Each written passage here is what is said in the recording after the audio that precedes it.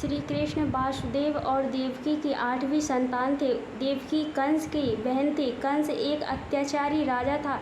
उनके आकाशवाणी सुनी थी कि देवकी के 8वें पुत्र द्वारा वह मारा जाएगा। इससे बचने के लिए कंस ने देवकी और वसुदेव को मथुरा के कारागार में डाल दिया। मथुरा के कारागार में ही भादो मास के कृष्ण पक्ष की अष्टमी को उनका जन्म हुआ। कंस के डर से वासुदेव ने नवजात बालक को रात में ही यमुना पार गोकुल में यशोदा के यहाँ पहुँचा दिया। गोकुल में उनका लालन पालन हुआ था। यशोदा और नंद उनके पालन माता पिता थे। बाल अवस्था में ही उन्होंने बड़े बड़े कार्य किए जो किसी सामान्य मनुष्य के लिए संभव नहीं थे। अपने जन्म के कुछ समय बाद ही कंस द्वारा भेजी गई राक्षसी पूतना का वध किया।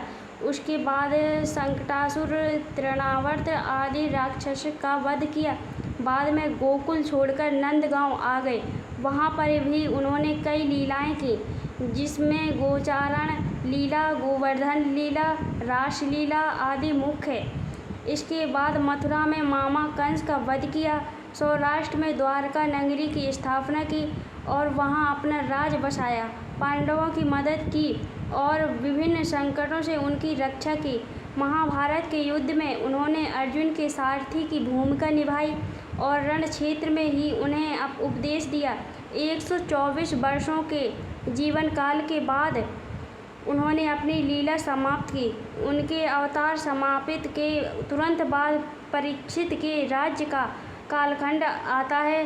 राजा परीक्षित, जो अभिमन्यु और उत्तरा के पुत्र तथा अर्जुन के पौत्र थे, के समय से ही कलयुग का आरंभ माना जाता है। जय श्री